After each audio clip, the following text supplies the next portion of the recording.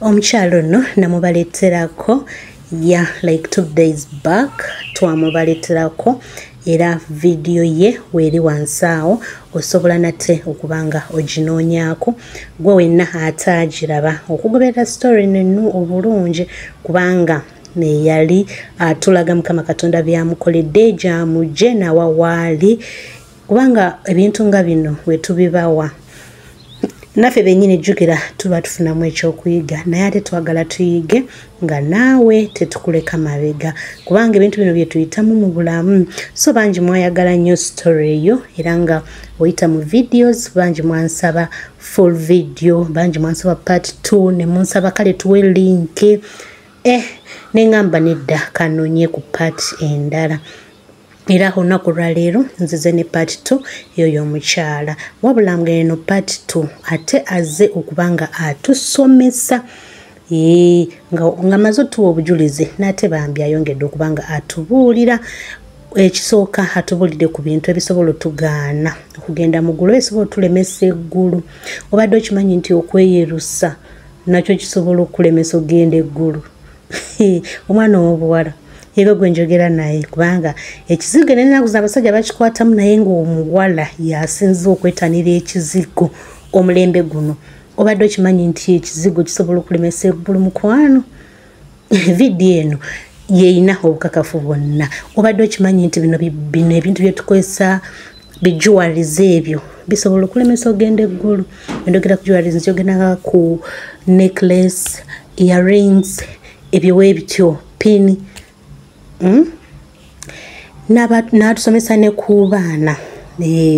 abamu mubeera mugenda mu kyaki okusaba ne mugenda n'abaana abaana ne babajja ku miramwa omwana ate ekyo nange nkimanyi nti kyo kituufu era tulina okiterako eddala ffe abazadde obanga osaba me nga shuwanga n'abaana bo banyiikira mu kusaba balage nti okusaba kya muwendo nnyo nga bakyali bato kubanga obeera ng'osaba mu nnyumba naye nga abaana bali kabalaza wabweru emizimu gino gy'ogoba gigenda kuddira abaana bangi ekyo tetukifaako nnyo bwe tugenda mu kkanisa abaana tubaleka ebweru abaana ne balwetalinga around the compound abaana ne betala ku bituuti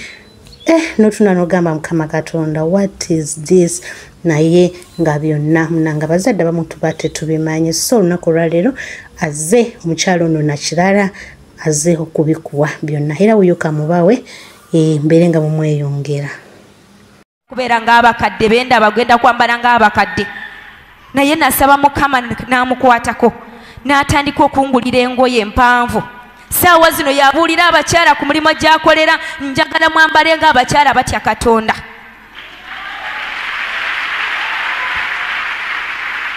era bw'akomawo ng'asanze ayambadde obubi agamba honey I wish you saw what I saw ne mugamba kiki n'agamba I saw Jezebel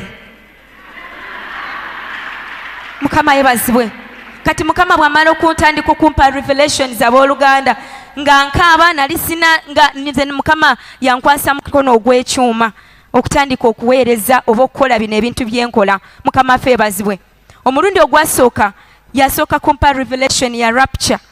naye nga revelation eyo nze omu ku bantu abasigala emabega naye ng'ekyasinga okunsigaza emabega bwali bujeemo naye nga mu bantu bonna be bandaga abasinga okusigala emabega baali bakyala naye ng'ekyasigaza abakyala emabega kwali kwambala obubi Mukama n'agamba nti gamba abakyala batuta abaana bange ab'obulenzi mu geyeena ku lw'okwambala obubi n'agamba naye gamba abakyala buni anaayambala obubi n'asikiriza omwana wange n'amusindika mu geyeena tagenda kulaba maaso gange n'agamba abakyala what beauty do you add to yourself when you paint your face with makeup Mukama ffe ebazibwe. Can you kugandawaza that please? Nti gamba abakyala nti bulungi ki bwe mwongererwako nga mukoze makeup naye yakiyita painting of the face. Mukama ebazibwe. Revelation endala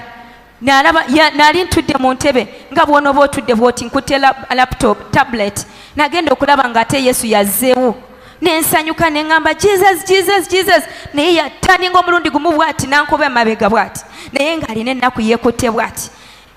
kati ng'agenda okulaba akutte akaana mu ngalo kaali myaka nga 6 n'agenda okulaba akaana kakyusiddwa nga katandise kabuuse n'endaba akaana akalala kabuuse waliwo abakyala bamaama b'abaana nga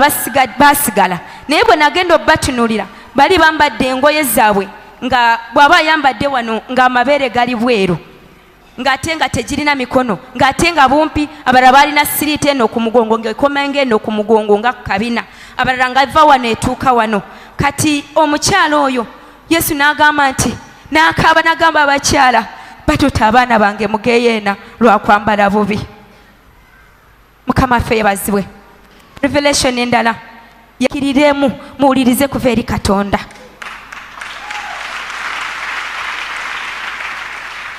Ekirala nti abakyala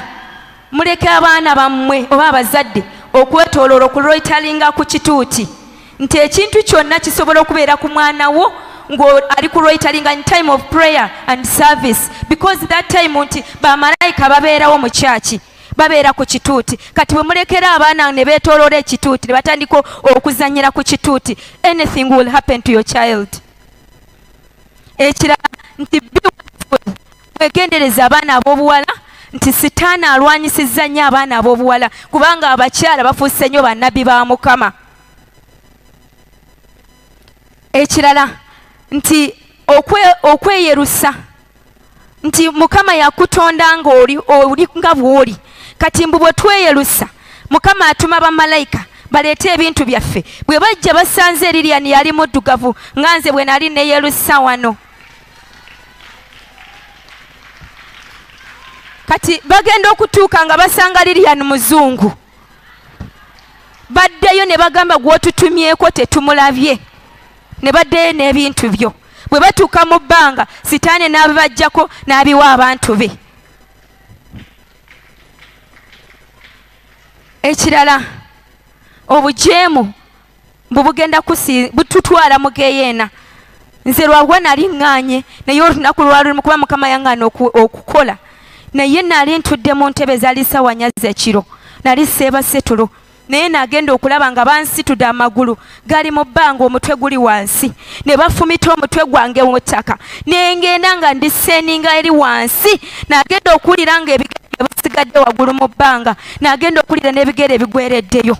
nentandika okugenda ku sipiidi ey'amaanyi nentandika okuwulira amaloboozi gaali gakaaba nga gamba woowe woowe woowe nga gakaaba nga bawoogana nga balajjana nentandika okuwulira ebintu ebiwunya kati eddoboozi ne biŋŋamba nti you are going to hell because of disobedient. Abooluganda nakaaba nenkabirira Mukama neŋŋamba Mukama nsonyiwa mpayo second chance Mukama alina ekisa nankomyawo bwe yali tanaba kunkomyawo n'agamba I called you to work for me but you're busy working for sons of men. Go now and resign and go work for me. Bwe navaayo ebbaluwa nagiwandiika maama kituddiremu nakyo nti Mukama yampita okumuweereza naye nze ndi bize nkolera abaana b'abantu n'agamba nti genda olekulire ogende ompeereze. Bwe navaayo ne bwe nti nenkwata olupapula nga mumaziga nempandika resignation letter ku makya nengitwala ku mulimu. Nina organization y'abaana kubanga kyekyali neŋŋamba nkola okuyamba abaana abo ba orphans naye nagamba Mukama obanga obwokikozi njagala kabonero abooluganda nagenda okuva ku mulimu okutwala resignation kubanga bwe nagitwala ku mulimu wenkolera nze omuddugavu aliyo naye bwe natuuka ne bambuuza kiki Lilian kiki waliwo akugambyeko wali kuba bamanyi nti abantu bamu bali racist ne bangamba nedda ne bangamba kale bw'olibanga owulira oyagala kudda tugenda kulekawo ekifo kyo ojja kudda okole naye bwe nakomayo waka kyanneewunyisa nnyo bwe natuuka bwe nti nensanga mu mailbox nga mulimu ebbaluwa mail ng'eva wa my mother in law mama omwami wange ng'asindiseemu ssente $5 ng'agamba zaakulabirira baamulekwa. Kati neŋŋamba Katonda nemanya nti Katonda nali mu nnyonyi ne neebaka nali neebase nagenda okulaba nga ennyonyi abantu bonna be nalindiraanye nga sibalaba naye nalaba obwaliwo obwana mu maaso gange bwali butudde nali n'omwami wange naye yali taliwo nembuuza omukyala yali wali nemugamba where is my husband nga sikyamulaba nga amaze okgenda nendaba engoye ze nendaba earphone ze zaali awo n'ensawo ye yali awo mu maaso ge kati bwe natandika okulaba nendaba abantu bona nga pilot naye taliwo ono taliwo ono omulaba taliwo ennyonyi yena ng'erimu abantu abataliimu ng'engoye olaba ngoye mu ntebe kati netandika okwebuuza ate bano abaana obwana obuto gyali myaka 3 naye obwana obwo ekyabusigaza emabega bwali bulaba katuuni ku TV. Mukama yebazibwe. Era bwe nakomawo nga mpoga na munyonyi abantu bonna ne bajja ne balabo bali balowooza kiki ekimbaddeko ndowooza nga nsimbo. Mukama yebazibwe. Kati mu buliwo bwe nakomawo nasanga abaana abo nga bawatchinga cartoons. Mukama ffe yebazibwe. Ekirala tithe nti abantu tebakyawayo tithe ekiwe kimu kya 10 mu kyaki nti ekimu kya 10 si kya muntu kimu kya 10 kya Katonda. Mukama ffe yebazibwe. Bantwala mu kyaki Mennonites America bava Germany ne bantwala nalaba omukyalo omukadde omusajja omukadde akaaba amaziga ayimiridde ku kituuti alinza abantu baleete tithe naye nga tewali muntu n'omu atwalayo. Omusajja n'akaaba n'agamba what happened to my church, people no longer give my tithe. Mukama ffe yebazibwe. N'agamba bwe batowayo tithe egenda kutwala mu geyeena. Egye bali warning to intercessors. Bantwala mu church nasanga aba intercessors nga bangi bwe bamala okusaba ne badda mu lugambo ne badda mu kunyumya. Kati Mukama najja n'ayingira naye nga bonna teryamulaba kubanga bali mu lugambo. N'abagamba mbagambe nti bwe mumala okusaba musiriikiriremu muwulirize kuva eri Katonda.